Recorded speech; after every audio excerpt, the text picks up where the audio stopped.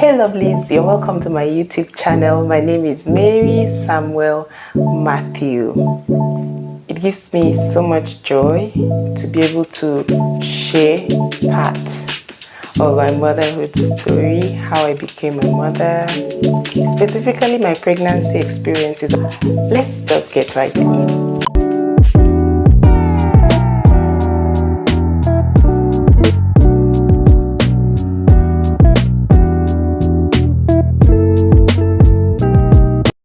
So, after I woke up from that dream, I told my husband the next day that I was not going to take the baby out, that I would be fine. So I don't know where I found courage, but from that point, I think it got worse. Because at that day, we were in the house, but after that day, I went to the hospital and I didn't come, I couldn't come back. There were times where I would be admitted, I would be discharged in the evening and readmitted in the morning. Yes, there were many times like that where I'll be discharged in the evening at the hospital, and then in the morning I'll have to be readmitted. I would be rushed back because of the severity of the nausea and a lot of things. A lot of things. Sometimes I wouldn't even be able to speak because, like I was so weak, so weak. So after that, I had that dream, that kind of reassurance. I knew that that was God reassuring me. So I was readmitted at the hospital.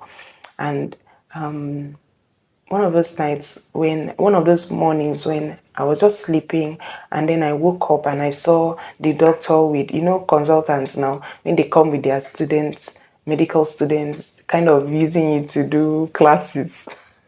To give lessons. So they got my card. So the man was talking. He now said that that this is one of the cases that that this is the second time he's seeing something like this in his field of medicine. That one woman was on bed rest in the hospital, as in had this nausea and everything until she birthed her baby. That by this time I was like 5 months gone. Yes, I was like 5 months gone. So, and I remember just saying it in my subconscious, but before I knew it was loud, I was like, that is not my case, sir. And all of them looked at me. I was like, that is not my case, sir. Because it was like this, that I'm going to stay in the hospital until I birth my baby. But I don't know where it came from. I was just like, no, that is not me. I'm not an experiment. My story is different. This for me, it's going to be different. I'm going to live here. I'm going to go back to my house and I'm going to be fine. So when they left, that day, I think that evening, I went to the toilet. I remember I was on drip. Okay, I think I transfused. I can't remember because it got to a point where my blood level was so low, like God. So I went to the restroom, to the toilet, to just ease myself. I couldn't ease myself. I could not. At some point, it was as if from my chest down to my like abdomen area was removed. I felt so light down that I could barely keep my leg down. So anytime I needed to ease myself or do anything, I would be assisted. I'll be assisted to even walk. I was constantly lying down. So when I went that day to the how do they call it, to the restroom, I was trying to pee, I couldn't. And my mom waited and I was like, how, why are you disturbing yourself? There's nothing has entered into your stomach. So like you are so dehydrated. Why, let me try and drink water at least. So I said, okay, they should get water, warm water. And for the first time in like 4 months, I drank the water. And the water entered my stomach and stayed. I did not throw up. I was waiting to throw up. I waited and waited and waited. I did not throw up. I was so happy. So I told my mom to mix Complan, this milk. She bought it then. I couldn't take it. So I told her to mix it with warm water. So I took that again that evening. By the next morning, I was able to take custard. But I had a lot of indigestion and I had ulcer. Oh God. Oh my God. Oh, you know, I was already feeling discomfort, this metallic taste in my mouth and all of that, plus ulcer pain. So they started treating me for ulcer because I was in pain. I was in pain. So they would give me drugs, medicine for ulcer, so that I'll feel better. So it was this particular injection that they used to give me. When they give me the injection, I'll kind of pass out. So I told my mom I wanted to discontinue. I told my mom I was going to discontinue. I was only going to let the nurse administer that particular one. Was it Placio? I can't remember the name. So when she came, I remember telling her that I don't want. She now said no, that was my last dose. I said I wasn't going to take it. That because at that point it was even hard to even give me injection. I was tired. My nerves had collapsed. My palms, everything. I think they even used my legs, my feet. Yes. No, they didn't. Did they try my head? I can't remember. But my feet. So all my veins collapsed because of constant needle piercing and all of that. So that particular night, I told the lady not to give me the medicine. So she said it will help. So when the ulcer pain became unbearable, my mom had to go and call because I was screaming in pain and all of that. My mom went and called the nurse. The nurse came and gave me the injection. According to my mom, I passed out. Sorry guys, I'm trying so hard not to cry.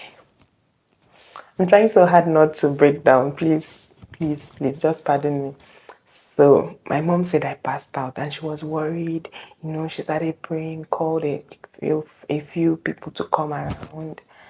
And after a while, they noticed that I started, I was revived. And I started breathing properly and all of that. So she actually asked the nurse to discontinue.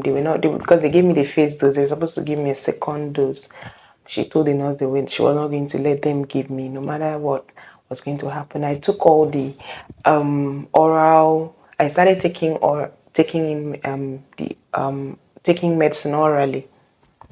So that was even a miracle. Like I could keep down water, keep down the milk. I think I was on the milk for like 2 or 3 days.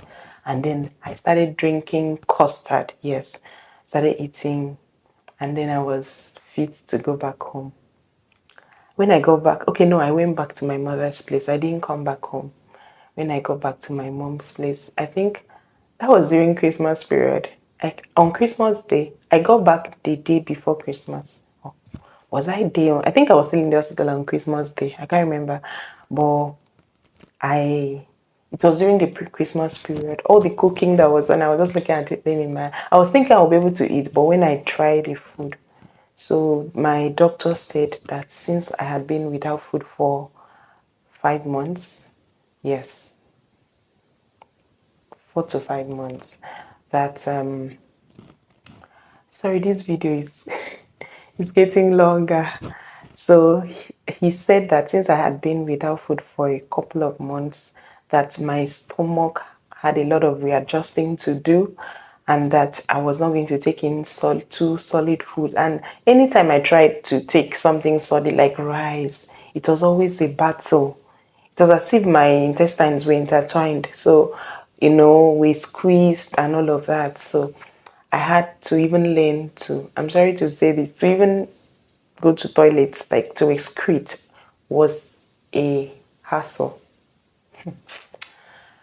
So I started peeing. I started even to eat self. When I eat, this is how I feel. So I was learning everything like a new baby. So when I came back home, I couldn't even stay in my room because my room brought back a lot of memories. Even till when I delivered. Yes. I could not sleep in my room. I used to sleep in the guest room, go to the parlor, you know. My husband would say, come to the room. When I lie down on my bed, just, everything flashes back, how the pain, everything, how I roll on my floor, how I vomit. I had pails and buckets. I had pails and buckets all around me, sometimes on my bed. So all of those memories would come back and haunt me. So I didn't want any of that. So I had to stay in my parlor and sometimes in my guest room until I think when my baby started growing to, I think 2 months. So as at two, when he was 2 months, I was beginning to get over it. Even though sometimes I just lie down and the whole thing flashes back, and I'm like, wow, this thing is not gone yet from my memory. I remember sometimes if my daughter comes into the room and sees you, she'll say, should she bring Pearl for you? Do you want to vomit? And all of that. So gradually, since it was COVID, one thing I'm thankful for is that this all of this happened during the COVID time. So I didn't have to go to work, to go to church, to go to school. I was doing a postgraduate program, and thankfully, towards when they called off the COVID, as at that time, I was gradually gaining my strength. I could walk unassisted. I was still very slim, but I know I was able to eat. I was recuperating. And before you know, I had my baby. And many times, I think I was having a conversation with my friend, and I told her, and she asked, and with a friend, and she asked if I would like to have another baby. I I adore children, like I love children. I would like to have, I don't know, whatever number, but we agreed as a couple that we're going to have three. Even though at some point I started, just imagining in my heart that maybe I should try for four. But after that experience, I don't want a baby again. I'm sorry, guys. I just told myself I was not ready to, go through all of that again. So I remember answering that my friend that, maybe if I have someone that would take care of the baby, like hold the baby in their womb for like 6 months, and I'll take it 7, 8, 9, then I'll go and bed the baby. And she was laughing. But this experience taught me a whole lot. During that experience, I couldn't pray. I couldn't pray. That's why I used to tell people that prayer is an investment that you're making. Prayer is just like you put money, you save money in your bank for maybe a project, a rainy day, something happens and you just go to your bank and withdraw. At that time, it was because I couldn't pray, and I was also banking on other people's prayer. I had a whole, at that period of my life, one thing I'm thankful for is my support system. Like, I imagine how I would have done it without my husband. Even my children were very supportive. I don't want to talk about my mother. God, that woman outdid herself. She was always there, always praying, always on my bed self. She would hold me every night. She was, she too, she feel am. And my mother-in-law that loves children. I remember when somebody was telling her that, your daughter-in-law, she's still young, what is she waiting for? The kind of eye she used to look at the woman safe. The woman just keep quiet because she was like, nobody should stress my daughter-in-law. Nobody should stress her. I saw, no, no, no. I saw what she went through the last time. So, my last baby came and we named him Imika. And Imika simply means we won. I just we just rode on the victory that Jesus had already won for us. And I made up my mind that night. I told you the experience, and that I was going to name him Victory. But I was just thinking of victory, victory. We are victorious. I knew he was a boy. It was a boy I was birthing. So my husband was like, so what's the name? I said, the name just came out. So we won, and not because we were so strong and prepared. This taught me a whole lot of lessons that I would like to share with you. Number one, no matter how prepared you are, you can never be so prepared for motherhood, for pregnancy, for all of those things, motherhood, pregnancy, raising children. You cannot be too prepared because, when we decided to have our third baby, I was like, I got it. like, I was like, I had to do this, I put everything in place because I was like, I've got this. This is in 3 months I'll be fine. But it was not like that. So no matter how prepared you are, don't let anybody make you feel bad. There are many things that you will still learn on the job. There are many things that you will learn on the job as a mother. So don't even, if you're whether you're a first time mom, and all of that. Sometimes Google will be your best friend. Sometimes you would try and have a support system, have people that are feeling the same things, or people that have gone before you. You ask questions. Number two, know that every pregnancy is unique. Every pregnancy is unique. I was thinking that, okay, yes, I had hyperemesis gravidum. I didn't even know that that was a name. I just knew that my pregnancies, during my pregnancies, I experienced extreme morning sickness. It was when I got to the hospital that I was diagnosed, and the man said hyperemesis gravidum. I said, what does that mean? So I had to go do a check. I started doing a research. I had some. Oh, I don't even want to go into all of that. So I thought that, oh, because this my first baby was, I had a little, my second baby was more extreme than my first, and my third was even worse. But I learned that no pregnancy is the same. Just like no child is the same. Yes, they all came out from your womb, but they are all different. They have their peculiarities, they have their uniqueness. Try and understand them and know how to walk with them, how to talk to them, what's strategy, what technique. I also learned it's good to make your plans, like it's good to have your own plans. It's not like I'm telling you not to plan your life and all of that, but ultimately trust the person that has the master plan, which is God. I think I said I had to go off work. I had to resign because I needed to, be prepared for the whole baby thing. But I didn't know God had other plans. 2 months to my delivery, I got a job. I got two jobs when I was pregnant. I had the opportunity to choose the one that was better for me. I went for the interview with my protruding belly. Like I was pregnant when I went for the two interviews, and I got the both jobs. I now had the opportunity to choose the one I wanted. So even when I was preparing for that, when I was thinking, when I thought I had prepared, I was sad, but I was like, it's something that I must do. I really wanted this to go like this, 1, 2, 3, I'm done, you put one, you put two, but it didn't go like that. God had different plans for me.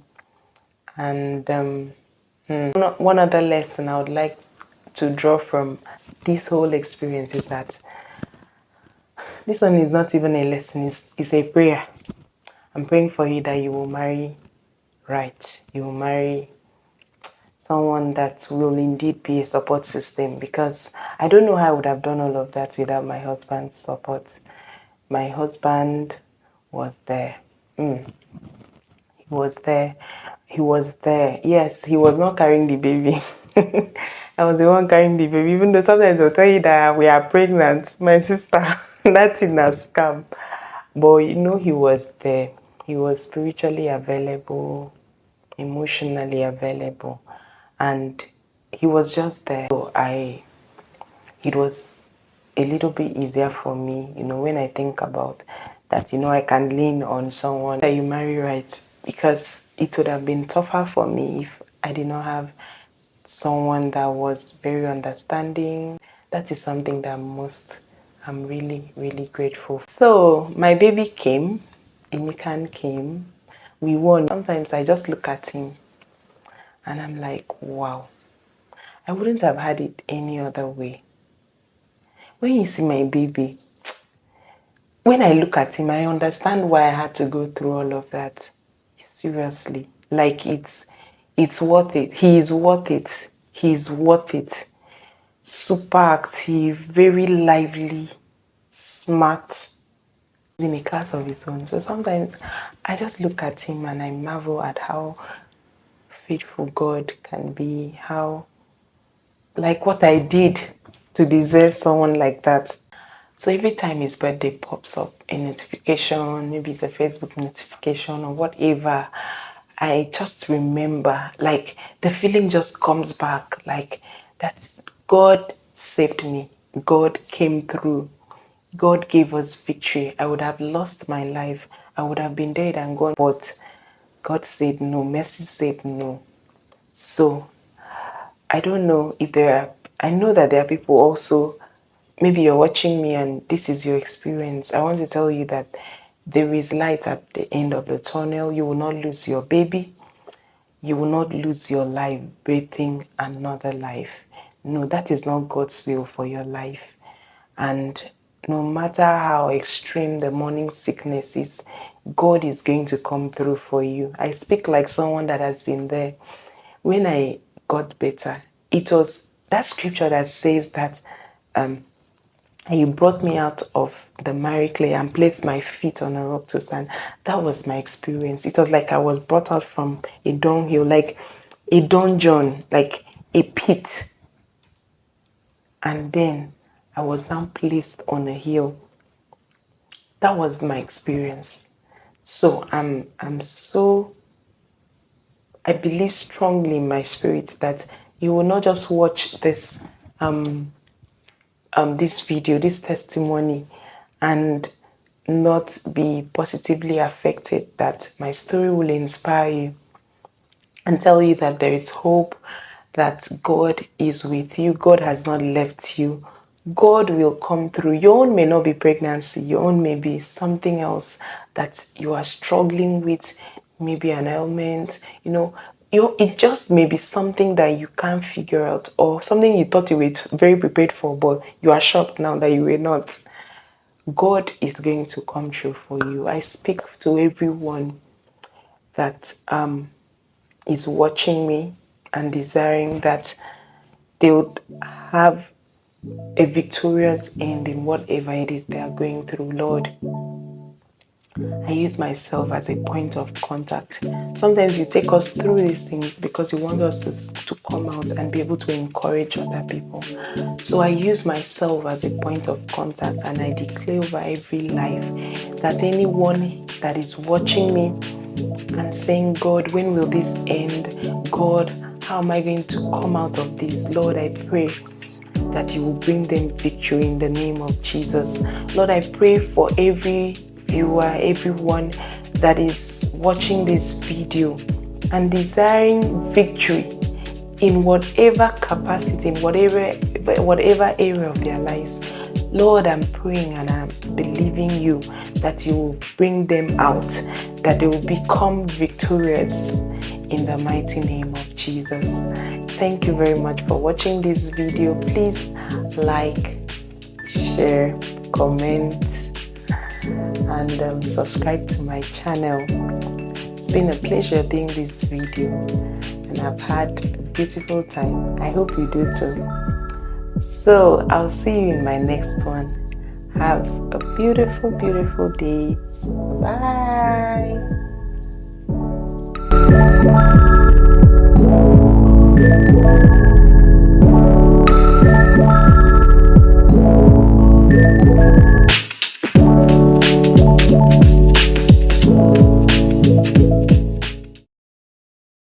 Subscribe, like, and please click on the notification bell